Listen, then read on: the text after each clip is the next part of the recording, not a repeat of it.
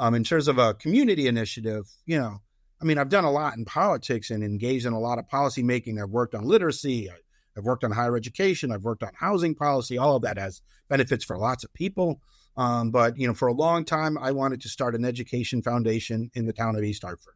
Every community around us had an education foundation. And now we have one. We finally, it took me 15 years to see that vision effectuated, only because I couldn't do it on my own. I had to find others who serve on a board of directors to pull it off. But we started it in 2019.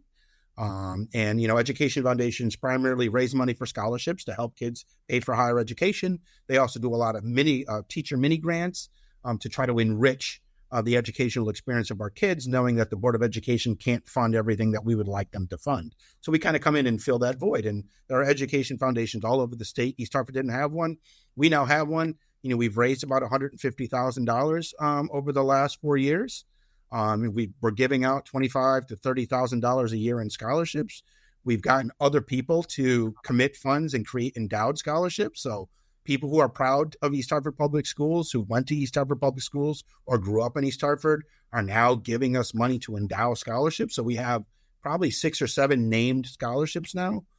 We give out teacher mini grants. We're going to be funding a program to give grants to students to get certified to be automotive technicians, right? So we see the value of college education and supporting those kids, but we also recognize that not all kids are going to go to college. And if they want to get into a trade, I always say, I don't make $100 an hour, but I pay my plumber $100 an hour. I wish I was a plumber sometimes, or I wish I was an auto mechanic sometimes. With my fancy master's degree, I can't change my oil.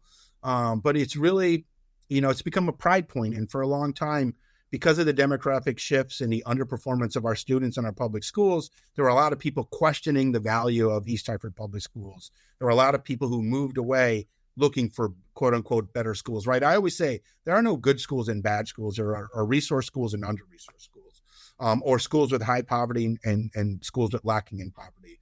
That's really the issue. It's not a black or white or brown issue. It's more of an economics one.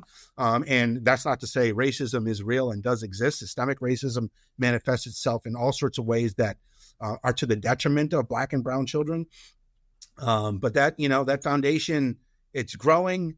People are buying into it. We're getting more people involved. And it's the kind of thing that I don't celebrate publicly all that much. It's not part of my political career. I don't use it to support my political career. But I'm seeing a lot of benefit from that, and that makes me feel really good about what I'm doing.